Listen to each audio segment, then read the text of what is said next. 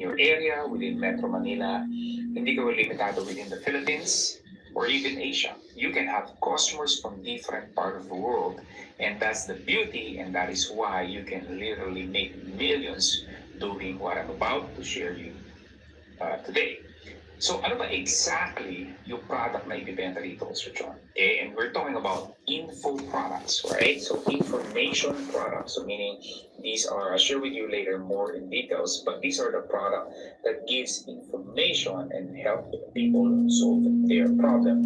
And this, I believe, the world's easiest and most profitable to create and sell online. So ano ba yung example ng mga most common info products? Number one is ebooks, because quite frankly, that's the easiest to release and sell.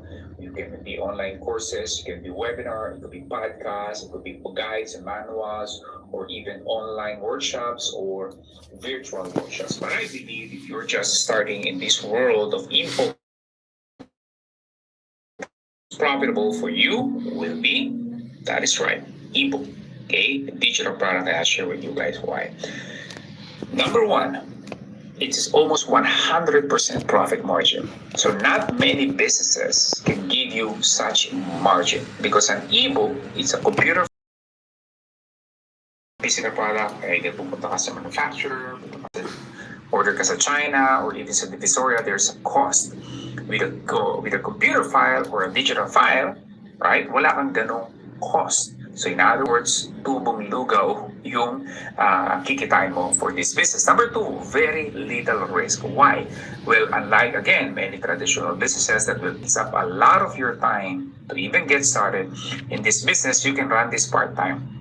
You can do this before you go to work or after office, right? Or even on the weekend. Again, that is why you don't have to immediately quit your job, lalo na if you have family and kids and, raising kids and all, you don't have to do that. So very little risk. Another thing is, here's another quick success story ng natulungan natin si Gracie Ortega. So sabi niya, 350,000 pa lang yung kinita niya, pero nag-return na siya last month sa trabaho niya at kinarir niya na yung kanyang online business. So this is a great entrepreneurship. Another thing is, practically, about it, pag ang isang product, kailan ba niya gustong yung product na yun? Diba typically kung kailan niya in order? So guess what? This ebook, digital, since again, automatic na marireceive nila upon purchase, it gives them this joy and excitement dahil again, yung tinatawag natin yung makukuha nga nila agad immediately yung kanilang in order, so to speak, right? So another thing is, of course, unlimited customers. As I shared earlier, you can have customers from Korea, Europe, Japan, all over the world hanggat meron silang internet connection, device, they can order from you. And another thing is, in this business, unlike, again, many traditional businesses, you can start this business within 2 weeks. That is right, because again, you don't need an office, you don't need a warehouse, you don't need to, manufacture a product, you don't have to go through quality control, hindi mo kailangan mamalengke, okay? Or you don't even need a website to get started in this business. Another thing is, it's simple and cheap to produce. What do I mean? What do I mean by that? Well, in this business, you don't need a special software or maging techie to make an ebook. Even a grade 10 student, you can ask them to turn whatever document that you have into an ebook. And that's how easy it is. Now, you might be wondering, may bibig pa ba ng mga ebook na yan, or digital product, or info product na yan? Meron ng Google, meron ng YouTube University. Hey, listen, I understand where you're coming from, okay? And it's natural to ask those questions. But one thing you need to understand, that the more information there is online, the harder it is actually to find the complete and correct information. That is why you can see on the statistics on your screen, These are the sales ng lahat ng books, and that's according to Association of American Publishers, right? So mayroong hardback, ito yung mga makakapal yung cover, paperback, yung typically nakikita natin sa mga books. And then of course, mayroong audiobook, right? May physical book, I mean like CDs, like personal preference and how to consume, and that is why 11.3% as of January 2022. Okay, total sales ng libro is from digital products or ebooks. And of course, as of July 2020, according to Association of American Publishers, ebook revenue is over or close to $2 billion and continue to grow every single year. So, what ebook to sell and where to sell it? I guess that's one of the top two questions. Now, ano ba yung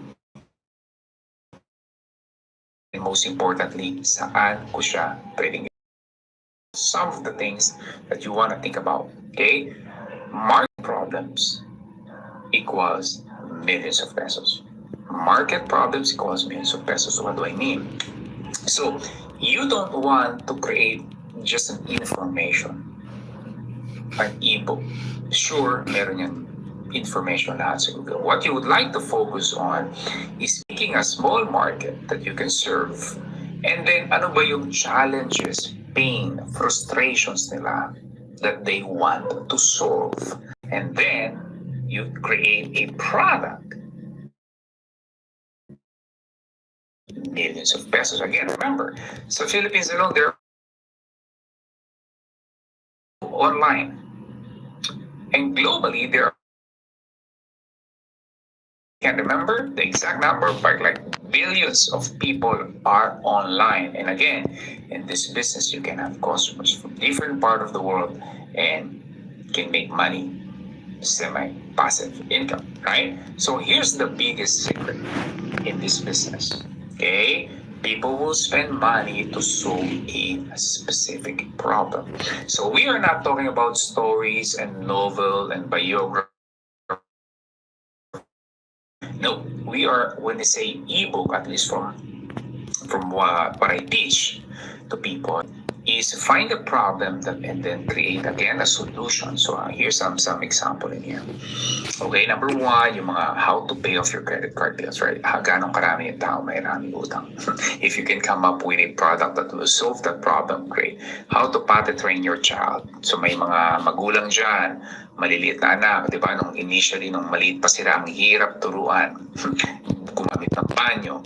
How to become a virtual assistant. Napakaraming Filipino looking to be right? Sa mga dog owner dyan,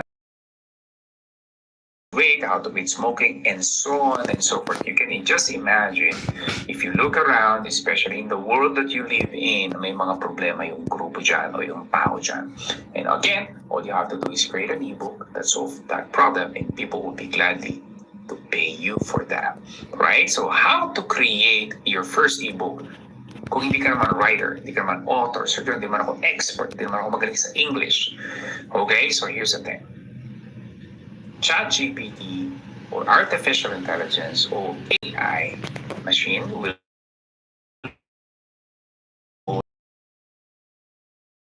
is right using the technology na marami maaaring iba narinig na, but they don't know exactly how to do it. Again, like in any other tools, right? Kahit na very powerful yung tools na yan, if you don't know how to do it, obviously you get confused. But again, to create your very first ebook, you can use ChatGPT and AI. You can use it for free. It's available for everybody as long as you have internet connection. So once you're done with your ebook, the next question, okay, where can I sell my ebook? That's a good or some is yung parang yung tinitirhan mo, right? It's either your own house or nirerentahan mo. Pipili ka lang naman. May mga pros and cons. Walang necessarily right or wrong. But ako typically I sell it on my own website. But if you're just starting, hindi ka naman techie, you don't want to put up your own website, you can definitely sign up for places like Gumroad and Payhip. They are all for free. That is right. Libre siya. Okay, you can list your ebook on those places and Biola, right? My online business. Oh, again, over the years, from a $20 ebook to 2,000 coaching program and courses. Again, I'm sharing this not to impress you, but to impress upon you that I've been in this business for quite a while. Now, I would like you to imagine one morning, nakahiga ka, pagising mo, medyo, pupungas-pungas ka pa. And then, of course, typically, you grab your phone. But instead of kung ano nung mga notifications, ng gaming notifications and all that, but instead, nakita mo sa screen mo, sa mga perang pumasok sa'yo. Habang transactions na pumasok sa akin via PayPal, these are credit card transactions, payment na na-receive ko from a different, again, customers from on your screen. And again, this is not just a fantasy, this is a reality for those people who understand how info product or business sales example. So makikita mo dyan, every day, may sales sa akin na pumapasok. Of course, May 22, $5,700. May 23, $5,100. May 24, $2,600. May 25, $5,000. 27, $12,700. But again, I'm telling you, I've been in the business for a while and I know this entire business work. And also, I have to warn you that the one you're seeing on your screen, the revenue, the sales of my business, is not a typical day. Possibilities, the income possibilities in this business. And here's another success story ng isang benta rin siya sa local Filipino market. So do not assume. Absolutely not. So sabi niya, first, during our first launch, imagine, in 1 week, right? Sabi niya, literal na naiyak siya. Si Aaron, sabi niya, 500,000 in the first launch. He's another student of mine, si Jonathan ng Davao. Okay, nasa food and recipe business siya. Can you imagine? Over 1,043,000 a day. Again, isa sa mga estudyante na natulungan natin. You see, the single and biggest challenge by many wanted to have an online business, and you're probably one of them, is lack of clarity. May nag-search ka sa Google, may nag-search ka sa YouTube, right? But eventually, you feel yung overwhelming information. You have bits and pieces, but you don't know exactly how to do it. And because of that, of course, confused ka. Ano ba yung first step that you should take? Okay, and typically it leads to inaction and of course procrastination. You can like Google things, okay? Or again, procrastination. So, business professional, and you are willing to invest professional help. Well, guess what? I have something for you. Okay, my team and I have set open up our calendar to offer a free 45 minutes consultations. And you are a business or corporate, your current income, then I would like you to click the link below this video or yung button below this video. Advisors, and we will help you to get clarity and show you how you can possibly get started in this business. Okay, again, just click the button below, schedule a call. Again, thank you so much for watching this video. So go ahead, click the button now.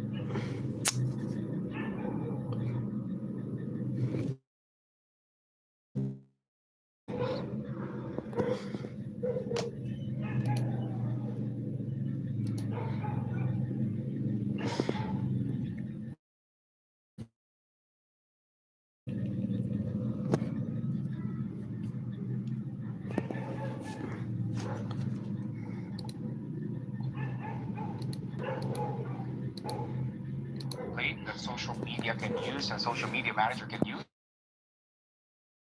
that mga bride or even groom. They want to look good sa that can be a market, right? There are people who want to lose weight because they are athletic or they are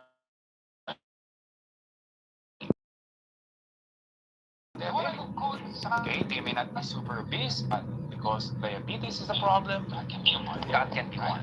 So those are different markets that you can choose to serve. Okay, so again, do not serve everyone because if you sabi nga nila, if you serve everyone, then you have no cost. Okay, so far nalaman na natin, first, it has to be a non-fiction. Okay, non-fiction, how to information. The second one is target market. So one of my most successful ebook is how to memorize Bible verses because I started in but I discovered early on that a lot of people in Christian market are struggling to memorize Bible verses. Again, imagine, bago pa lamang rin po ako sa industriya na to. I'm still figuring out how things work, what will sell, why some product don't sell that much, while there are product that sells a lot.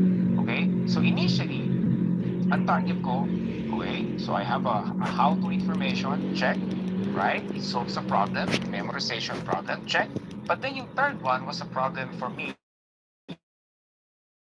Sa isip ko, okay, lahat ng Christian would probably be right for this ebook.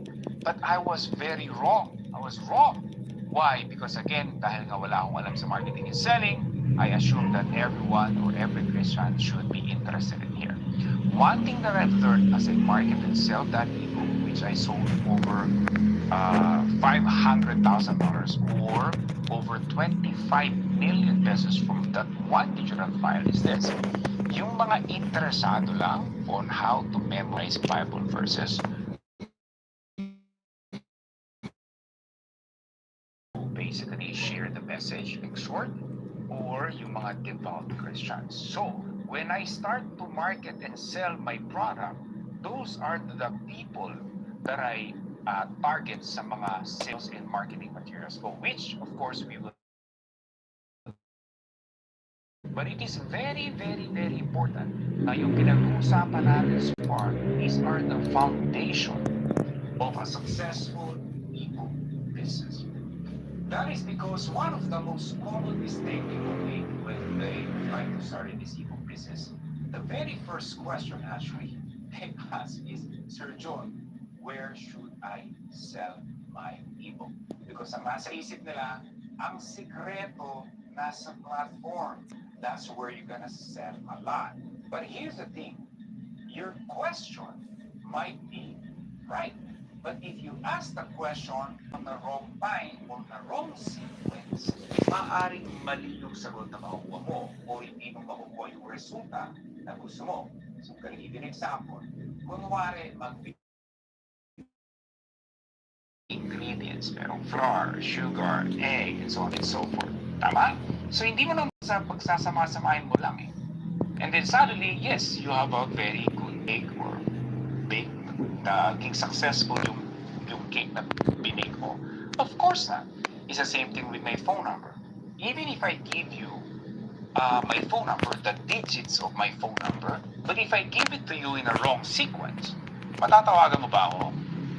Hindi, dahil mali yung pagkakasunod-sunod ng digits or numbers. So when people started in online business, ganun yung thinking nila.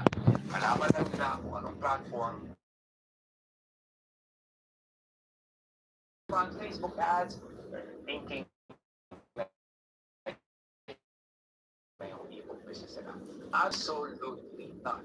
Because there is no marketing or selling strategy will help kung yung product mo mismo hindi gusto at hindi hinahanap ng tao. Details, paano mo ba malalaman kung ano yung or may products or na mabibenta? It's a very good question. So later on, I'm gonna walk you through some of my strategy that I use. Okay, I'm gonna use yung mga manual, traditional way if you want to validate it. And of course, we're gonna use AI and ChatGPT specifically on how to figure this out. But at least now you know na hindi lahat ng ebook bibenta, and it should be something that solves a problem. So obviously, the most basic one is you go to a marketplace. Marketplace, sinabi natin tulad ng Amazon. You go there, you go check the best sellers on a certain category. Pipili ka muna ng isang category that you are interested in. It could be in a relationship, it could be finances, it could be marketing, it could be business, whatever, right? You can start with whatever field that you're in or career that you're in. Go in there, and then not many people know this. You can actually sort it based on popularity. In fact, Amazon itself have a bestseller libro. Again, iiwasan na yung mga non-fiction. Baka kasi may mga nakita kang libro doon ng mga sikat na artista or celebrity or whatnot. You might be thinking, kala ko ba non-fiction? Bakit itong mga biographies na ganitong artista bumibenta? when sikat sila. Well, unfortunately, ikaw at ako malamang hindi tayo sikat. So, we have that, the 2025 season market.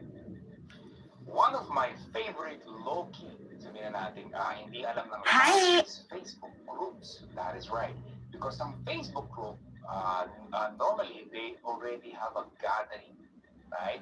O yung tinatawag kung pag sinabi natin, a congregation, right? What is the first thing that comes to mind? You think about church, you think about a group of people. Yung Facebook group, normally, naka-segment na yan. Okay? Naka-group na agad yung certain group of people that they share the same interest. Of course, except sa mga group na nagbebentahan lang, classified ads. But generally, pag sinabi mong Facebook group, right? These are people with the same interest. So what you can do is go to one of your, there's a search function on that group. Click on that, and then type mo yung problem na help, or sorry, type the word help, or type the word problem, or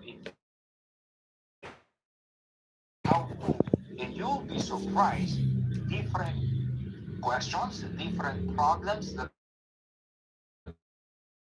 hints and clues. title. AI will create more millionaires in 5 years. Another thing that you can do in a Facebook group is you ask them. Ask if you're gonna sell, because you are not allowed to sell. But you can go there and ask a simple question. So, for example, nasa Facebook group, what is your single,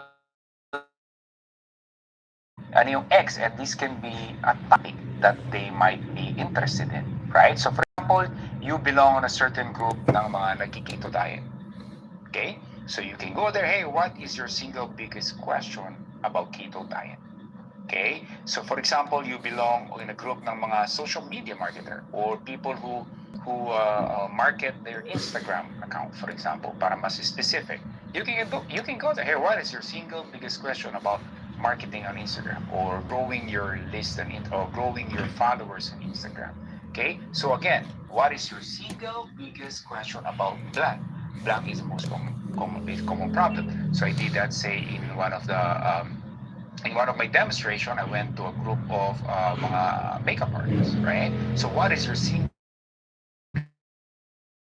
launching a makeup artist business or becoming a makeup artist, or na-discover natin like what is your single biggest question about getting clients? Kasi sa research ko nakita ko that's one of the biggest question, and sure enough those are the questions that they raise. And again, those can be an entire ebook, it could be a chapter of your ebook. So again, what are we trying to do in here? We're trying to find the problem of the market and then create a digital product that solves that problem. So yung format, yung platform, quite frankly, these are just secondary. Because yung format, you can actually sell this, lagay mo lang yung computer file, yung ebook mo, into a Google document, bigyan mo sila ng access, viola. You can email to them, viola. So there are so many ways actually to deliver your product.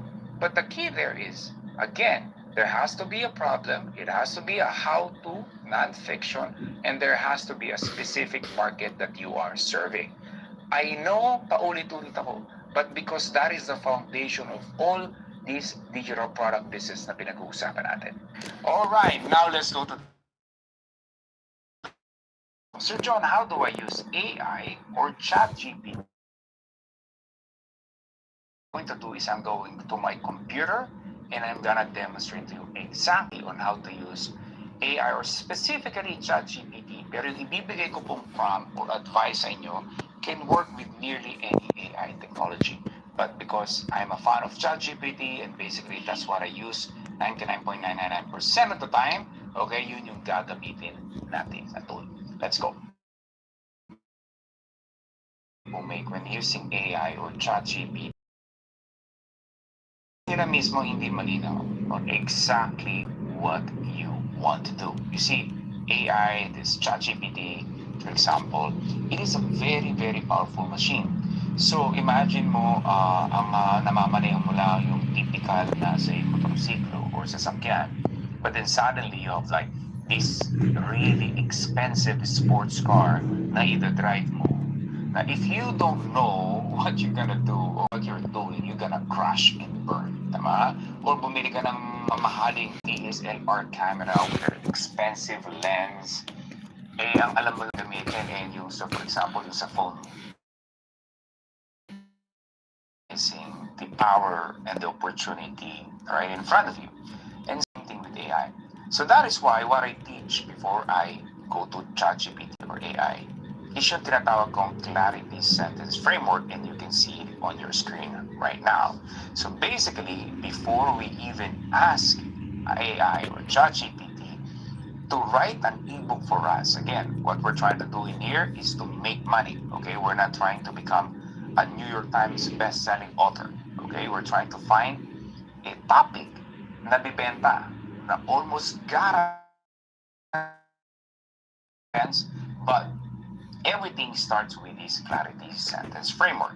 So what exactly this clarity sentence framework is? Okay, tatlong bagay lamang ito, parang fill in the blank. It's very simple, but again, before you ask AI to write, you should fill this out first. The first thing is you, number one, target market.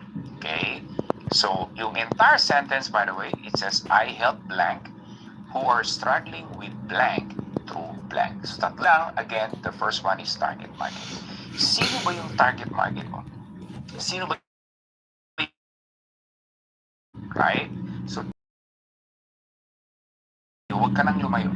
Okay? So, if you're a parent and you love parenting, you may want to start here. If you are an engineer or you're a software developer or you love certain hobbies or sports, huwag ka nang lumayo within that area. Sure, there might be bigger or better opportunities sa iba't ibang topic or niches, but if you're not really interested in that, hindi mo rin naman ipupush through eh. So there is no point of pursuing bigger, more profitable niches of a market. Go start where you are. If you love basketball, you love playing guitar, right? You love pen, you're passionate about public speaking, and all those kind of stuff. So that's where you should start. Again, first one is target market. So when I first entered in this industry, 17, 18 years ago, I'm a Christian. So naturally, I will start there, okay? So I help blank, or I help Christians, right? Or I help single mom, or I help aspiring entrepreneurs. If you're a pastor, or I help pastors. Or like me, if you're a business owner, I help business owner. I restaurant owner. All those kind of stuff, right? So pipili ka lang ng isa. Okay? So again, do not think sari-sari store. Okay? So I would like to give you permission, or I will give you permission to be narrow-minded. Okay? Ito na yung time na okay lang maging makitid ang utak mo. Okay? So that's where we start. Okay? The target market.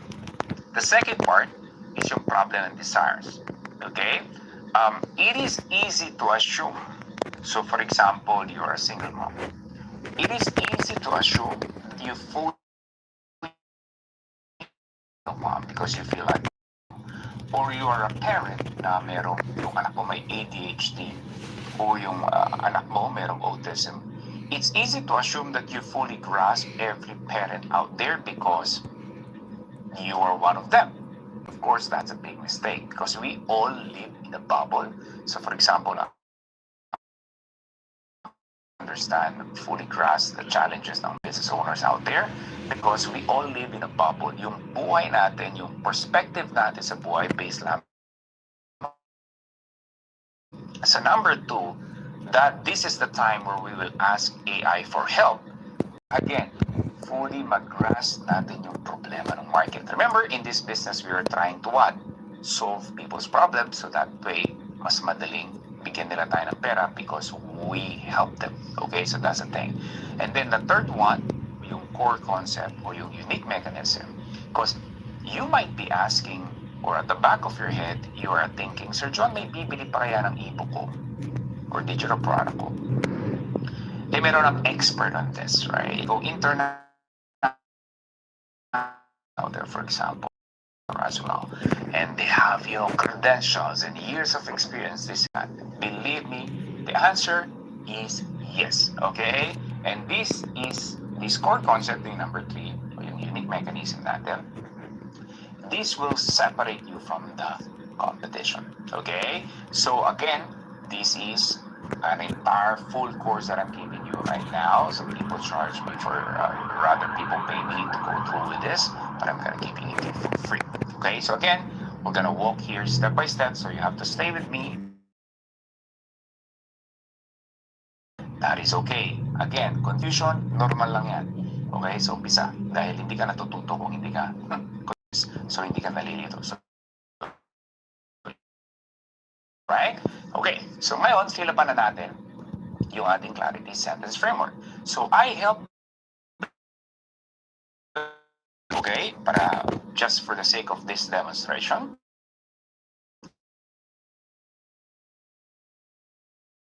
assistant. Okay?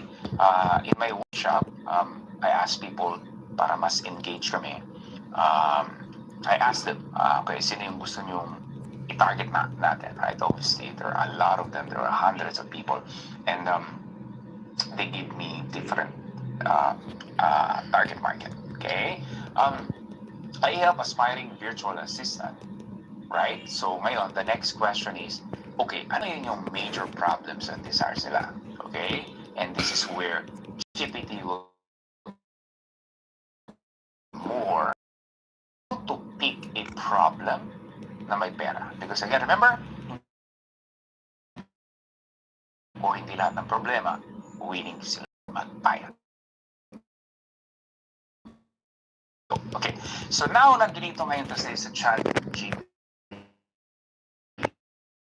Go to chatgpt.com free. All you need is your Google account. Just enter usual Gmail or Google account or connect your Google and Gmail account. Wala, meron ka na nito. They have a paid version, pero uunahan ko na kayo, you don't even have to pay the paid version in the beginning because I don't want to make it an excuse or an alibi for people to launch an online business because sabihin nila, wala kasi akong pera, wala akong kapital. The excuses that I've heard a million times, okay? Million times ko na pong narinig yan, but quite frankly, not to pursue yung business nila because it is okay, it's easier for many people mag-delay ng decision rather than take action. And one of the reason na is, or one alibi is yung capital. Okay, but so far as entire training natin, as you can imagine or as you can see, I'm not asking you to buy or purchase anything. Alright? So pretty cool. Okay, so once yun muna yung mga nasa left side ko because I've been using this for almost 3 years now, so I have a lot of customization and stuff like that. What I'm trying to do, if you're gonna remember, ano ba yung problem market natin that they're willing to pay for? Okay, so that's the thing. So okay, everything po na prompt na gagamitin ko for this entire video will be available sa description ng ating video. Okay, so do not worry about the exact text na nilagay ko for that. Okay, so here's a okay, but I'm gonna walk you through first. So in here, isa-isay natin. Okay. Okay, ihimayin ko lang sa inyo. Okay, so in here, I'd like to create an ebook that helps, palitan natin, yung aspiring, remember, virtual assistant. Okay, so yun yung target market natin. Okay, again, depends kung sino yung gusto mong targetin. So the first thing mapapansin ninyo is nagbibigay agad tayo ng context sa AI, ChatGPT. Ibig sabihin ng context like, bakit pa natin ito ginagawa? Or bakit? Okay? Now, in here, the second line is we ask ninyo so that you will be able to use this not just makita nyo yung mindset, the thinking behind it. Okay? The second part is help me find the biggest and Two words, biggest and most urgent. Okay? Gusto natin yung malaking problema. Gusto na lang solusyonan. Pero hindi naman lahat ng malaking problema willing ang lahat solusyonan or feeling nila. Okay? So again, what we're trying to do in here is a topic, your ebook na marketable. You to come with me, Sir John, ebook, pero wala namang bumibili. Well, did your na maraming nagbebenta niyan? Do you know, and all those kind of stuff, all right? Biggest and most